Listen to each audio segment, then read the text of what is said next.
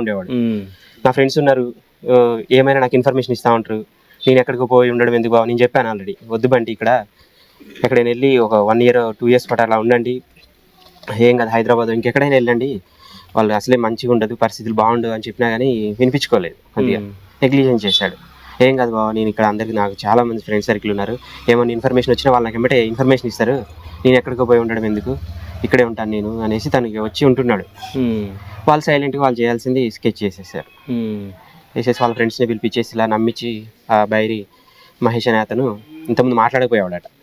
తర్వాత ఒక 2 months నుండి కాల్ చేస్తూ, నీకు ఇట్లా రియల్ ఎస్టేట్ ఒక ల్యాండ్ ఉంది, మన ఇద్దరం కలిసి డీల్ చేద్దాం, నువ్వు రావాలి అని అంటప్పుడే మనోడు కొంచెం డౌట్ వస్తుందంట. కానీ ఈ 2 monthsలో బాగా నమ్మించేశాడు.